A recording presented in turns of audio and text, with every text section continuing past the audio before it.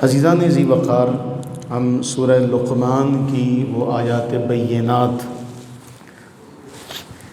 سمجھنے کی کوشش کر رہے تھے جن آیات بینات میں اللہ جل مجدہ الکریم نے حضرت سیدنا جناب لقمان کا اپنے بیٹے کو واعظ و نصیحت کا جو انداز ہے، جو الفاظ ہیں، ان کو قرآن کا حصہ بنایا، اور اس نصیحت کے بعد دو آیات بینات اللہ تعالیٰ جل وعلا نے حضرت لقمان کی نصیحت کے درمیان ایمان والوں کے لیے خصوصاً قرآن کا حصہ بنا کر نازل کی۔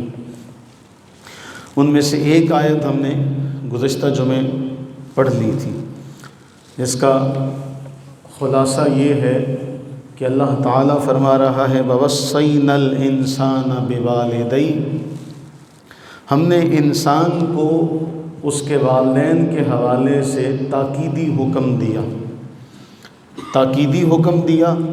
حَمَلَتْهُ أُمُّهُ وَهْنًا عَلَى وَهْنٍ، اس کی ماں نے اس کا بوجھ اٹھایا مشقت پر مشقت، تکلیف پر تکلیف کے ساتھ، پھر اسے دودھ پلایا، اس کی مدت 2 سال۔ فرمایا انشکر لی وَلِوَالِدَيْكَ، اللہ تعالیٰ فرما رہا ہے میرا بھی شکر ادا کرو اور اپنے والدین کا شکر بھی ادا کرو، الی المصیر، میری ہی طرف تم نے لوٹ کر آنا ہے۔ اس آیت پر ہم سیر حاصل گفتگو پچھلے جمعے کر چکے تھے۔ اسی آیت کا اگلا ٹکڑا جو ہے سورہ لقمان کی آیت نمبر ہے 15، جو بہت اہم معاملے پر ہے۔ اللہ تعالیٰ جل وعلا ارشاد فرما رہا ہے وَإِن جَاهَدَاكَ عَلَىٰ أَن تُشْرِكَ بِي مَا لَيْسَ لَكَ بِهِ عِلْمٌ فَلَا تُطِعْهُمَا وَصَاحِبْهُمَا فِي الدُّنْيَا مَعْرُوفًا وَاتَّبِعْ سَبِيلَ مَنْ أَنَابَ إِلَيَّ ثُمَّ إِلَيَّ مَرْجِعُكُمْ فَأُنَبِّئُكُمْ بِمَا كُنْتُمْ تَعْمَلُونَ۔ اللہ تعالیٰ فرما رہا ہے کہ ان کی اطاعت کرو، ان کی فرما برداری کرو، اس میں کوئی کسر نہ اٹھا رکھو۔ اور ہم نے اس حوالے سے گزشتہ جمعے وہ ساری آیات بھی آپ کے سامنے رکھی تھی کہ اللہ تعالیٰ نے لازم قرار دیا، اپنی ذات کے بعد والدین کا ذکر کیا۔ یہاں فرمایا کہ اگر وہ تجھے اس بات پر مجبور کریں، اگر دونوں تجھے اس بات پر مجبور کریں کہ تو میرا کسی کو شریک بنا لے، یعنی ان کی فرما برداری کی ایک حدود، لمٹ، اس کا ذکر کرنے کے بعد جو اس سے باہر کا جملہ ہے وہ بیان کیا جا رہا ہے۔ اگر وہ دونوں تجھے اس بات پر مجبور کریں کہ تو میرا کسی کو شریک بنا لے، ما لیس لک بہ علم، جس کا تجھے علم نہیں ہے، فلا تطعہما، تو پھر ان کی فرما برداری نہیں کی جائے گی، پھر ان کی بات کو مانا نہیں جائے گا۔ اب اس جملے کی حساسیت اتنی تھی، ساتھ ہی فرمایا وصاحبہما فی الدنیا معروفا، لیکن دنیا میں ان کے ساتھ حسن سلوک سے تم نے پیش آنا، اس بات میں ان کی بات نہیں ماننی، ان کی اطاعت نہیں کرنی، ان کی پیروی نہیں کرنی جہاں اللہ تعالیٰ جل وعلا کی نافرمانی ہو رہی ہو، لیکن ویسے ان کے ساتھ حسن سلوک سے پیش آنا۔ کیوں؟ ثم الی مرجعکم، اس کے بعد تم نے میری بارگاہ میں آنا ہے، تمہارا لوٹنا میری طرف ہے، اور جب تم میرے پاس آؤ گے تو پھر میں تمہیں خبر دوں گا۔ یعنی اب ان دونوں چیزوں کو ذہن میں رکھیے کہ کہاں ان کی پیروی نہیں کی جائے گی، اور وہاں پھر ان کے ساتھ یہ بھی ہے کہ حسن سلوک کا حکم ان کے ساتھ ہمیشہ کے لیے، کہ حسن سلوک ان کے ساتھ کیا جائے گا۔ اچھا، اب یہاں بہت باریک سی ہے، یہ دونوں آیتیں، یہ سورہ لقمان کی آیت نمبر 15 ہے اور سورہ عنکبوت کی آیا مبارکہ نمبر اس میں 8 میں بھی یہی جملہ بیان ہوا، لیکن بڑا باریک سا فرق ہے۔ اب یہ باریک سا فرق آپ کو صرف دیکھنے میں محسوس ہوگا۔ آپ یہاں پر غور کریں، اوپر والے جملے میں ہے وَإِن جَاهَدَاكَ عَلَىٰ أَن تُشْرِكَ، یہاں اس آیت میں الا کا لفظ جو ہے ہمیں نظر آ رہا ہے، لیکن جو نیچے جو آیت ہے سورہ عنکبوت کی، اس میں وَإِن جَاهَدَاكَ لِتُشْرِكَ بِي ہے، اس میں الا کا لفظ نہیں ہے۔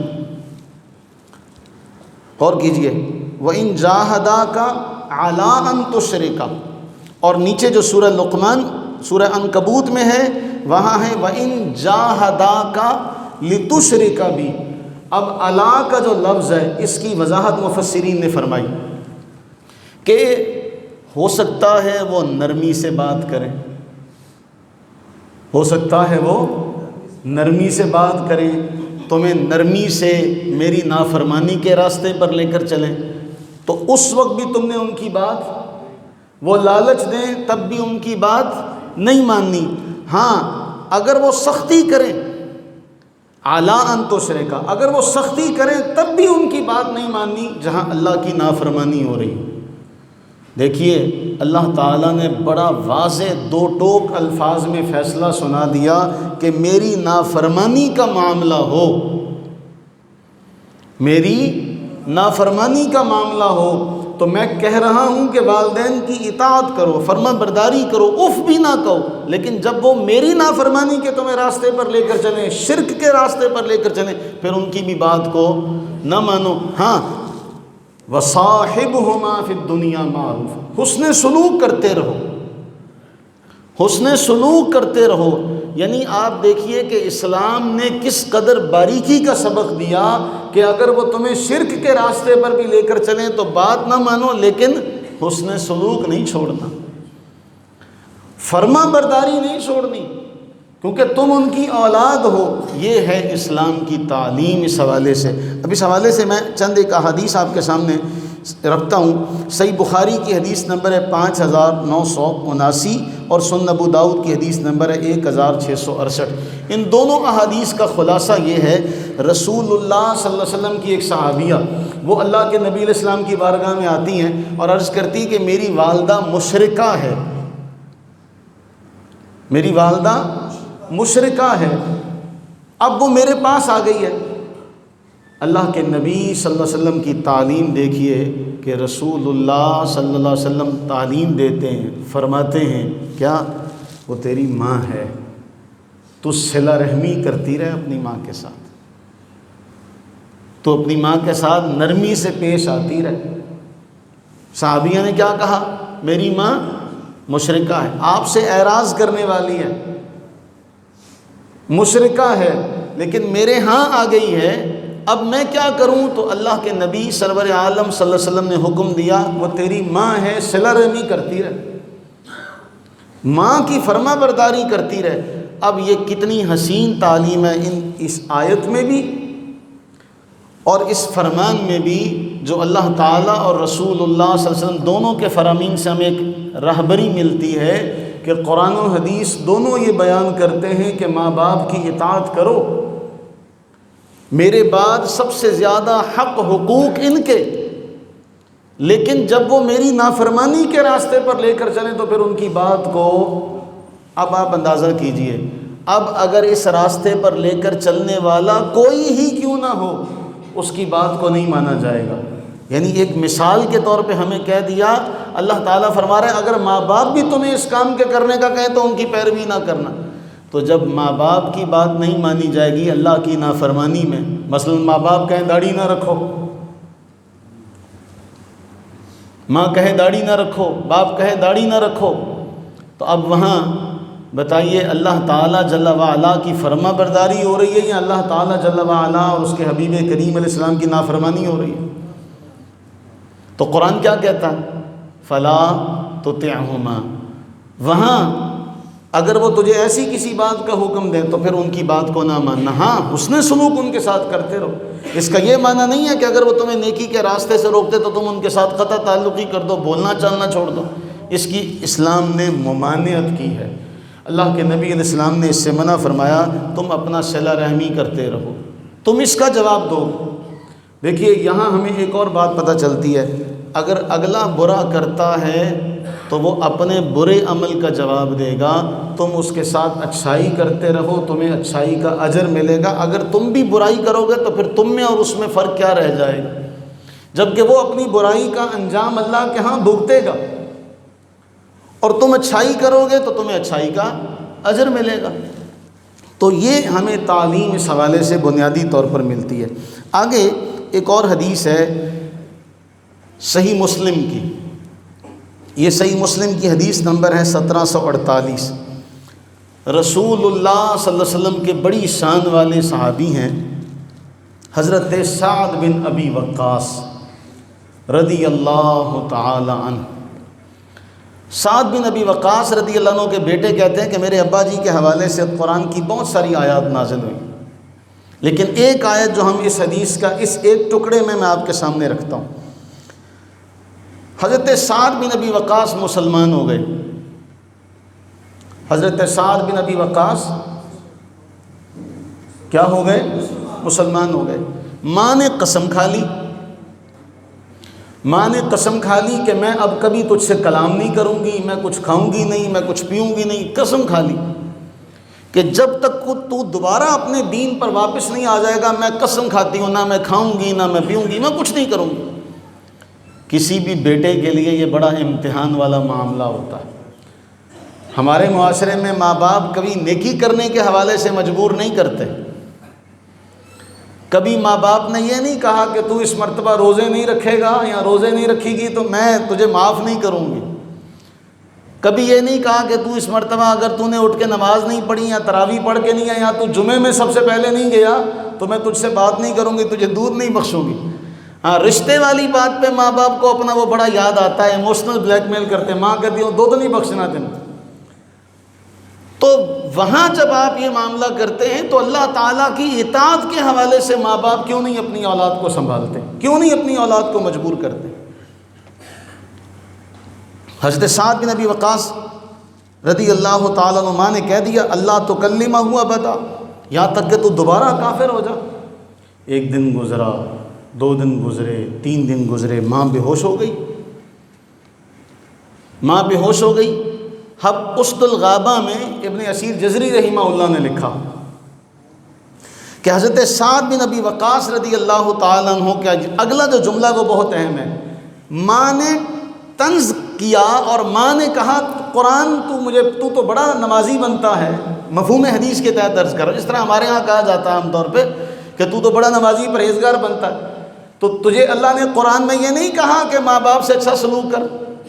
یہی آیا مبارکہ جو ہم پڑھ رہے ہیں نا، اسی کو طنزاً پیش کیا گیا کہ تجھے تو قرآن میں اللہ نے کہا ہے کہ ماں باپ کی اطاعت کر، فرما برداری کر، تو میری بات کیوں نہیں مانتا؟ تو امام ابن اسیر جزری رحمہ اللہ نے لکھا کہ حضرت سعد بن ابی وقاص رضی اللہ تعالیٰ عنہ کے جو جملے ہیں بڑے کمال کے ہیں۔ فرمایا اے ماں، تیری 1000 جانیں بھی ہوتی، ایک ایک کر کے ساری نکل جاتی تو میں پھر بھی دامن مصطفیٰ نہ چھوڑتا۔ تیری 1000 جانیں بھی ہوتی، ایک ایک کر کے ساری نکل جاتی تو مجھے کچھ اور کہے تو میں مان لوں، لیکن دامن مصطفیٰ کریم صلی اللہ علیہ وسلم کو چھوڑنا، اسلام سے پیچھے ہٹنا، تو 1000 بار بھی مرے، 1000 بار جیے، 1000 بار مرے، تب بھی میں اسلام سے پیچھے نہیں ہٹوں گا۔ تو یہ اللہ تعالیٰ نے حضرت سعد کو پھر مقام کون سا دیا؟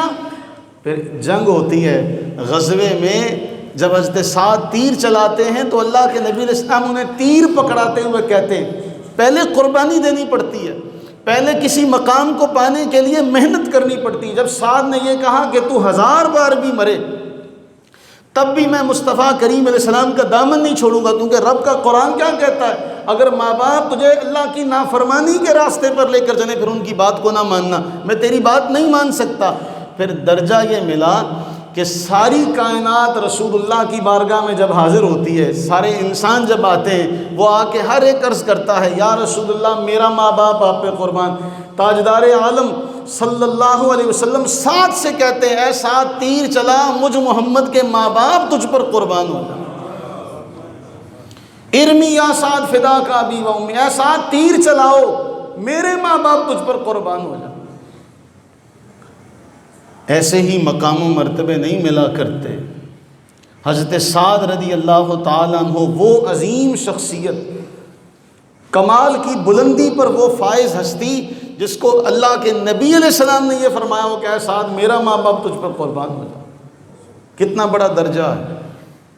تو قرآن ہمیں واضح طور پر فرما رہا ہے کہ ماں باپ کے ساتھ اطاعت کا معاملہ کرو۔ اب یہاں ماں باپ کو جو رکھا گیا، ہمیں ایک مثال کے طور پہ کہا گیا، دوست بھی اگر تمہیں اللہ کی نافرمانی کے راستے پر لے کر چلے تو اس کی بات، استاذ اگر اللہ کی نافرمانی کا تمہیں راستہ لے کر چلے تو اس کی بات، تم اگر کوئی پیر پکڑ لو جھوٹا اور وہ جھوٹا پیر جو ہے تمہیں اللہ کی نافرمانی کے راستے پر لے کر چلے تو اس کی بات کو مانا۔ جیسے کچھ عرصہ پہلے آپ کے علم میں ہوگا، میں صرف اشارہ کروں گا، کسی پیر نے کہا تھا کہ جا کے اپنے سارے گھر والوں کو قتل کر دے، ان کے گلے کاٹ دیں یا دوستوں کے گلے کاٹ دے، تو پیر کے کہنے پر اس نے سب کے گلے کاٹ دیے تھے اور یہ خبر بڑی وائرل ہوئی تھی ان دنوں۔ تو اگر کوئی بھی اللہ کی نافرمانی کے راستے پر لے کر چلے یا چلنے کی دعوت دے تو اس کی بات کو مانا۔ قرآن کا ایک جملہ بہت اہم ہے اس آیہ مبارکہ میں، یہ مختصر سا جملہ ہے، وَاتَّبِعْ سَبِيلَ مَنْ أَنَابَ إِلَيَّ۔ اللہ فرما رہا ہے جو میرے راستے کی پیروی کرتا ہے اس کی پیروی کر۔ کیا فرمایا؟ جو میرے راستے کی پیروی کرتا ہے اس کی پیروی کر۔ یہاں ڈائریکٹ یہ نہیں کہا گیا کہ میرے راستے پر چل، یہاں فرمایا اس کی پیروی کر جو میری طرف جھک گیا، جو میرے راستے پر چلا۔ ماں باپ کی بات کو مان، لیکن جب وہ میری نافرمانی کے راستے پر لے کر چلیں تو ان کی بات نہ ماننا۔ پیمانہ اور معیار کیا ہے؟ جو میرے راستے پر چلنے والا ہوگا اس کی بات کو مانتے چلے جانا، وہ کوئی ہی کیوں نہ ہو، وہ کوئی ہی کیوں نہ ہو، جو میرے راستے پر لے کر چلنے کی دعوت دے، جو میرے راستے پر چلنے والا اس کے پیچھے پیچھے چل پڑو۔ تو ہمیں پیمانہ اور معیار کیا ہے کہ جو بھی بندہ اللہ کے راستے پر چل رہا ہے اس کے پیچھے چلیں گے، جو بھی اللہ کے راستے پر چل رہا ہوگا اس کے پیچھے چلیں گے۔ جہاں بھی ہمیں شک ہوا ذرا سا کہ یہ اللہ کے راستے پر نہیں چل رہا، پھر اس کی پیروی اور اطاعت نہیں کی جائے گی۔ ہمیں تو وہاں والدین کے بارے میں کہہ دیا گیا، تو یہ کون ہوتا؟ تو شخصیت پرستی جو ہمارے ہاں ہے، اکابر پرستی جو ہمارے ہاں ہے کہ ہمارے پیر نے کچھ کہہ دیا تو ہم اس کی تعویل کریں گے کہ نہیں بھائی اس کا مطلب یہ تھا، اس کو کہو کہ یہ غلط ہے۔ اکابر پرستی اگر ہمارے کسی بڑے نے کہہ دیا تو بڑا کوئی فرشتہ نہیں ہے، لیکن ہمارے ہاں یہ دونوں اطوار، ہمارے ہاں یہ دونوں طریقے چلتے ہیں۔ اگر ہم اپنے کسی لیڈر کو پسند کرتے ہیں، ہمارا لیڈر کوئی بری بات کر دے تو ہم اس پر پردہ ڈالتے ہیں۔ اگر ہمارا من پسند عالم یا ہمارے مسلک کا عالم کوئی غلط بات کر دے تو ہم اس پر بھی پردہ ڈالتے ہیں۔ ہمارے سامنے مثال ہے گزشتہ دنوں کی کہ اس سے پہلے جن جن لوگوں نے رسول اللہ علیہ الصلوۃ والتسلیم کے امی ہونے کے حوالے سے آپ کو ان پڑھ کہا، کسی نے اس کی معافی نہیں دی، لیکن جب اپنے مسلک کے کسی شخص نے کہہ دیا کہ نہیں جی آپ کسی سے پڑھے ہوئے نہیں تھے اور آپ کراس چیک نہیں کر سکتے تھے اس لیے قرآن میں غلطیاں ہیں، تو جو یہ کہے گا وہ غلط ہوگا، وہ کسی صورت درست نہیں ہوگا، وہ چاہے ہمارے مسلک کا ہی کیوں نہ ہو، چاہے کسی کے مسلک کا کیوں نہ ہو، وہ غلط ہوگا۔ مثال کے طور پر ڈاکٹر ذاکر نائک سے ایک سوال ہوا تو انہوں نے بڑا اس کا حسین جواب دیا کہ بھی ہاتھ یہاں پر باندھو، یہاں پر باندھو، اس میں وسعت ہے۔ کسی کے دل میں، کسی کے پیٹ میں مروڑ اٹھے، تکلیف ہوئی، اور پھر وہ کہتا نہیں نہیں جی حدیث تو یہی کہتی ہے، تو پھر اس کو اس کے اپنے مسلک والے نے کہا یہ متعصب ہے، یہ جاہل آدمی ہے۔ امام ترمذی رحمہ اللہ نے جامع ترمذی میں جب یہ حدیث نقل کی تو اس کے بعد لکھا اہل علم کا اس میں وسعت والا عمل ہے کہ چاہے یہاں ہاتھ باندھو چاہے یہاں باندھو۔ تو امام ترمذی سے تم زیادہ پڑھے لکھے ہو، تو ہم اس کی پیروی کریں گے جو اللہ کے راستے پر چلنے والا ہوگا۔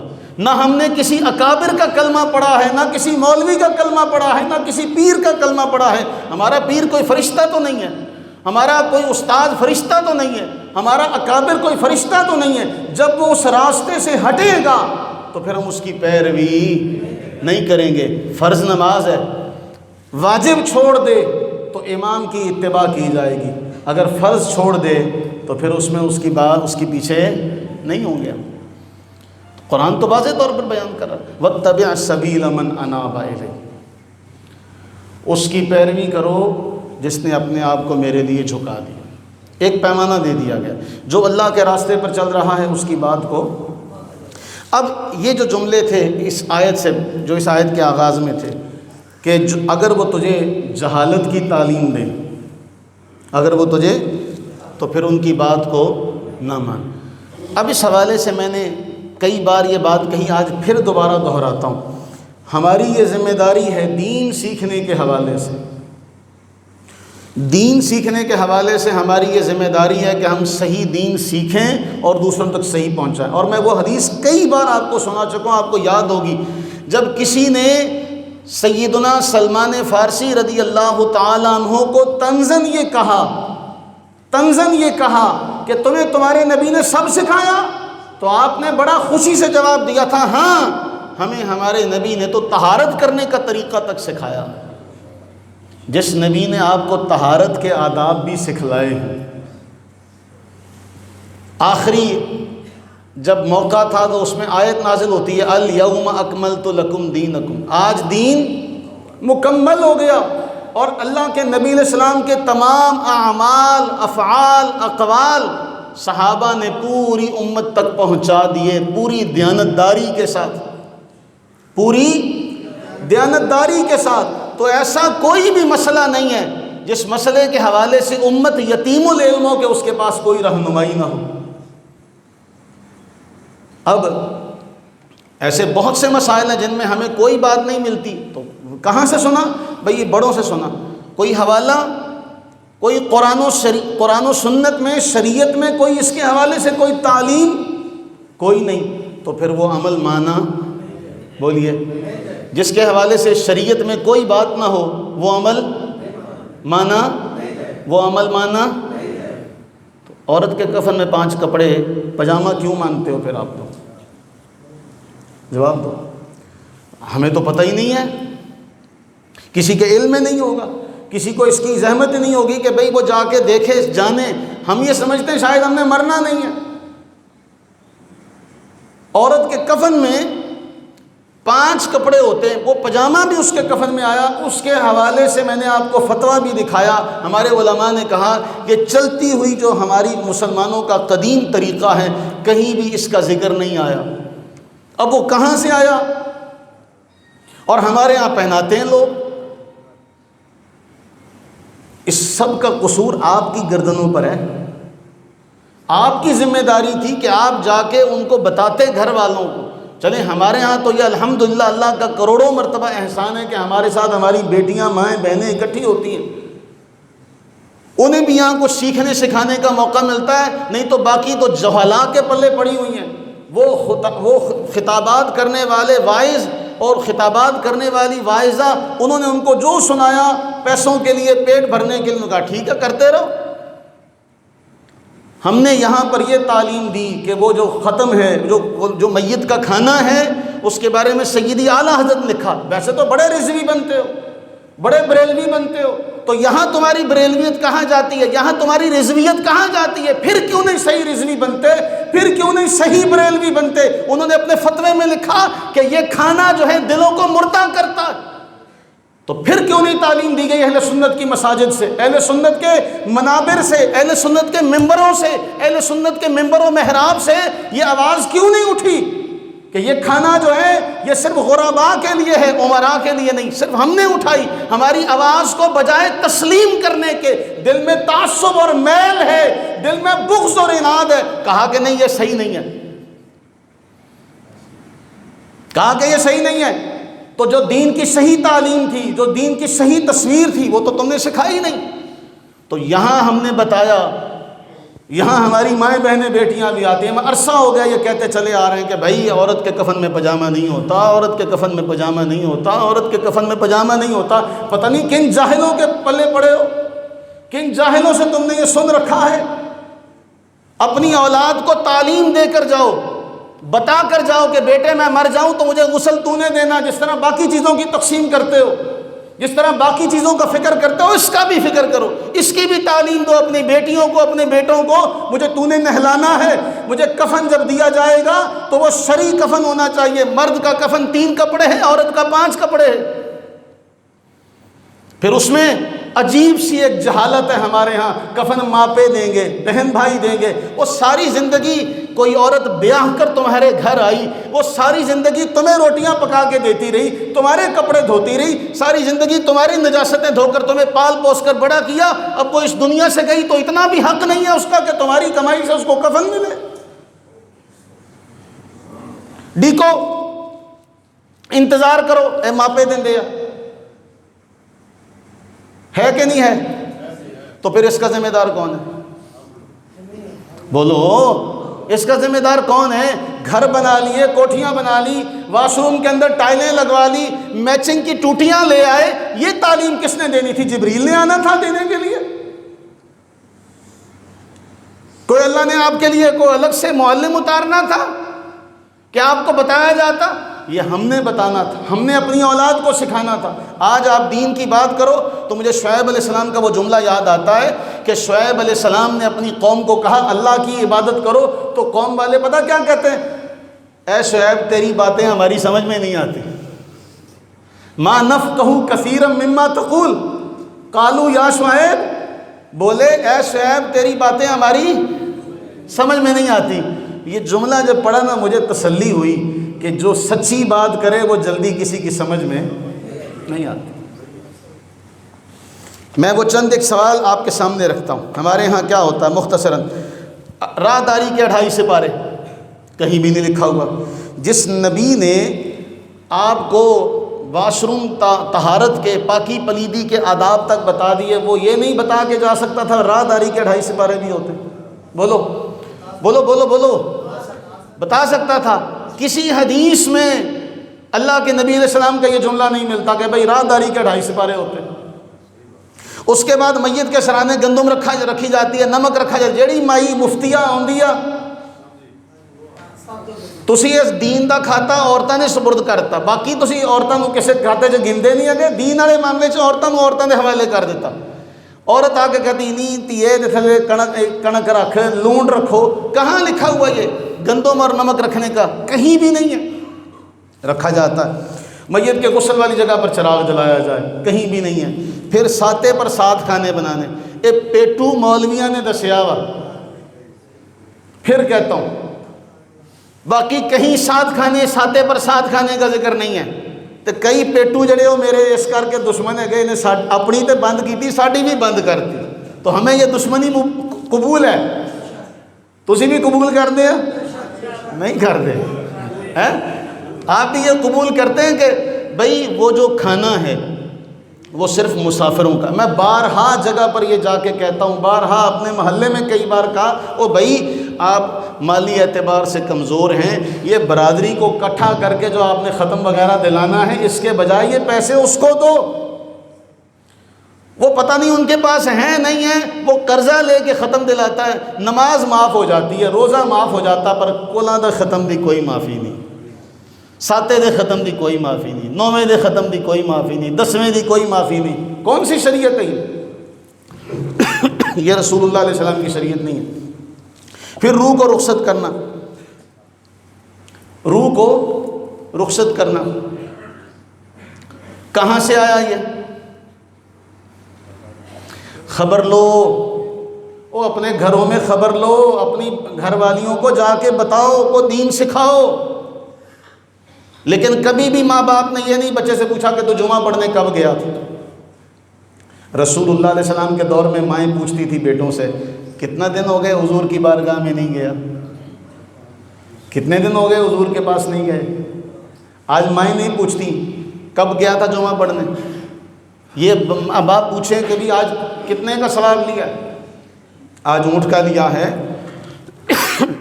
آج گائے کا لیا ہے، آج بکرے کا لیا، کیا لیا؟ پھر کہتے ہیں 40 دن جس برتن میں کھانا بھیجا جائے وہ گھر میں نہ رکھا جائے، منحوس ہوتا ہے۔ میت کے کپڑے اپنے لیے بھاری سمجھتے ہیں۔ ہمارے استاد صاحب ایک ہمیں واقعہ سناتے ہیں یہاں قریبی گاؤں میں، تو وہ کہتے ہیں کہ جی بحث ہو رہی تھی، گھڑی بھی اتار لی باپ کی، باپ کی گھڑی بھی اتار لی، باپ کا بنایا ہوا مکان بھی لے لیا، باپ کی گاڑی بھی استعمال میں کر لی۔ ڈر کس بات کا ہے؟ ابا جی کے کپڑے اگر رکھ لیے نا تو بھاری ہوندے ہیں، اچھے نہیں ہوتے۔ اگر ابا جی کے کپڑے رکھ لیے تو یہ اچھے نہیں ہوتے، یہ بھار ہوندا۔ اچھا تو وہ گاڑی کا بھار نہیں ہے، مکان کا نہیں ہے، وہ جو گھڑی اتار لی اس کا نہیں ہے۔ اگر کوئی خاتون ہو تو اس کی بالیاں سارے اتار کے لے لیتے ہیں، وہ پہلے تقسیم ہوتی ہیں۔ ہم فوت ہو گئے نا، سب سے پہلے جو ہماری چابیاں ہیں، جو ہمارا مال متا ہے، اس کے حقدار پہلے آئیں گے۔ روح کو رخصت کرنا کوئی اس کا معاملہ نہیں ہے۔ اچھا پھر ہمارے ہاں بعض ایسے بھی ہوتے ہیں کہ کفن سے کپڑا اتارتے ہیں کہ جی اس میں روٹی بھیجی جائے گی، یہ بھی کوئی معاملہ نہیں ہے۔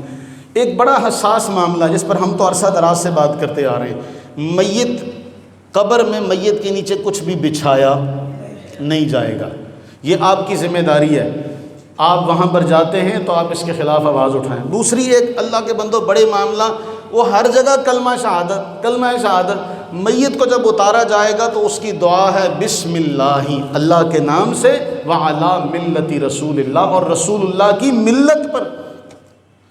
وہ کسی کو بھی نہیں آتا، وہ کوئی بھی نہیں پڑھتا، وہ بس ایسے ہی کلمہ شہادت۔ اچھا سب کلمہ شہادت کے اوپر زور دیتے ہیں، اگلا جملہ وہ بھی کوئی نہیں پڑھتا، جبکہ اس کے حوالے سے کچھ بھی شریعت مطہرہ میں نہیں ملتا۔ یہ میں آپ کو واضح طور پہ بتا دوں، کوئی حدیث نہیں ہے کہ جنازہ لے کر جاؤ تو اس کے ساتھ ذکر کرو۔